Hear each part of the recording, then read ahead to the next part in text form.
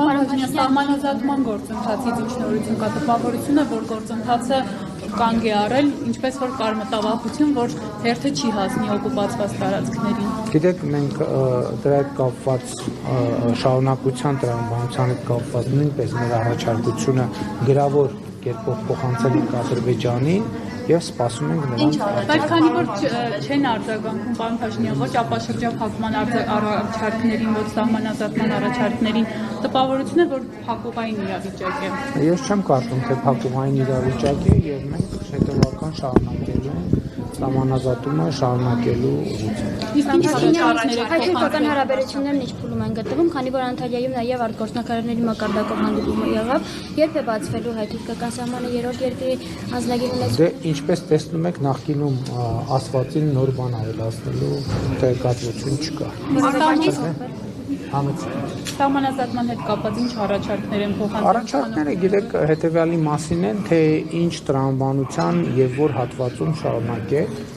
սահմանազատումը։ Նու գիտեք, որ ընդհանուր արդեն համաձայնություն կա, որ հյուսիսից հարավ, հիմա խնդիրն այն է, թե հյուսիսից հարավի որ հատվածում իրականացնենք, մենք մեր պատկերացումներն ենք ներկայացրել եւ սպասում ենք Ադրբեջանի դե էլի աշխատանքային, քանի որ հարցաշատ նոր սահմանադրություն է Հայաստանում սահմանադրական արդարադատության նախարարությունը մշակում ժամկետների մասով նախ ասվում էր, որ 27, այսինքն ձեր որոշմամբ, որ նաև 26-ի վերջ ակնկալում նախագիծ, հետո նաև ժամկետների մասին դուք ասացիք թիմում կան կարծիքներ ավելի առաջ բերել։ Ես նախ ուզում եմ ասել նոր սահմանադրության ընդունման դեպքում դուք անձամբ ինչ եք կարծում, քանի որ նախկինում եք խոսել անկախության հռչակագրից, եթե նոր սահմանադրություն ունենանք, անկախության հռչակագրում հղումը նախաբանին կպահպանվի կամ պետք է պահպանվի ըստ ձեզ թե ոչ։ Գիտեք, ես 2000, եթե թիվը խառնեմ, խնդրում եմ կներեք, դուք կստուգեք 2022 կամ 23 կամ նույնիսկ 24 թվականի անկախության հռչակագրի օրվա իմ ուղերձում ես ասել եմ, որ իմ կարծիքն այն է, որ ուսումնասիրելով անկախության հռչակագրի տեքստը, նորից ուսումնասիրելով եւ նորովի կարդալով ես ասել եմ, որ իմ կարծիքով այդ տեքստը նրա մասին է, որ Հայաստանի անկախ հանրապետություն, պետականություն չի կարող լինել, դա անհնար է։ Եթե ես սա ասում եմ, հետեւաբար ես չեմ կարող ասել, որ նոր սահմանադրության տեքստում պետք է լինի հղում անկախության հռչակագրի։ Ընդհակառակը, ես կարող եմ ասել, որ իմ կարծիքով նոր սահմանադրության տեքստում չպետք է լինի հղում անկախության հռչակագրին, բայց էլի ուզում եմ ասել, որոշողը Հայաստանի Հանրապետության ժողովուրդն է, իհարկե փաստարկներ կողմ եւ դեմ փաստարկներ բերողը քաղաքական ուժերն են, քաղաքական առաջնորդները։ Այո, դա իմ քաղաքական դիրքորոշումն է, ինչ վերաբերում է ժամկետներին։ Դա խանգարում է խաղաղության պայմանագրին։ Գիտեք ինչ, ես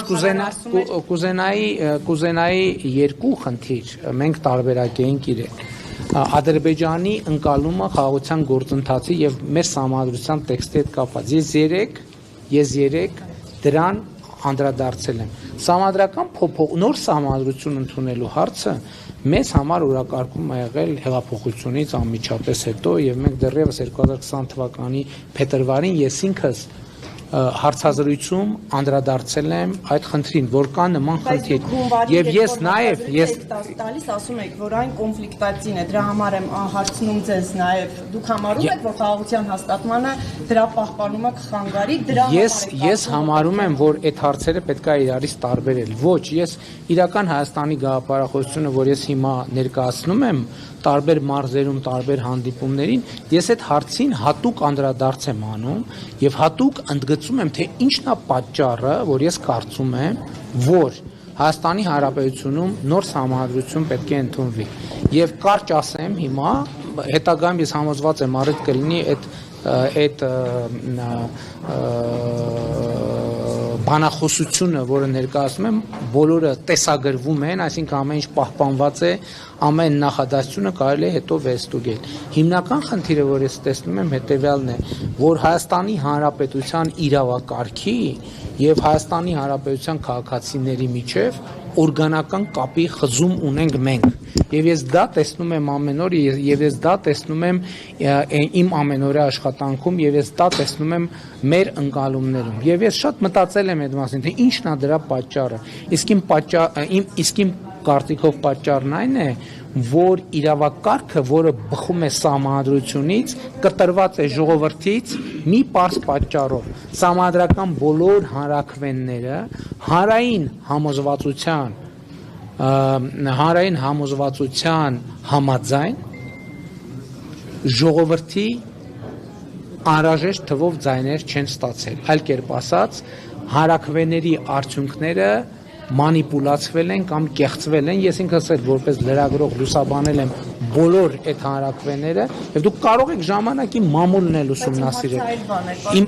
Ձեր հարցը այլ բան չէր։ Ձեր հարցը ներողություն։ Ձեր հարցը այլ բան չէր։ Ձեր հարցին իմ պատասխանը սա է, պարզապես։ Շնորհակալություն։ Ես չգիտեմ, տեսեք, ժամկետների հետ կապված ամենատարբեր կարծիքներ կան։ Ես հիմա ձևավորված կարծիք չասեմ, որովհետև քննարկումների արդյունքում կգանք ինչ-որ մի հետևություն։ Ներողություն եմ խնդրում, մենք պայմանավորվեցինք, որ 15 րոպե, մի րոպե ներողություն։ Մենք պայմանավորվեցինք, որ 15 րոպե ամեն լրատվամիջոց մի հարց պիտի տա 15 րոպեն վաղուց անցել է, լրատվամիջոցները տվել են մեկից ավելի բազմաթիվ հարցեր եւ ես կարծում եմ, որ ճիշտ է, որ պայմանավորվածությունները պահենք։ Շնորհակալություն։ Հնարավոր է լինել Մոսկվայում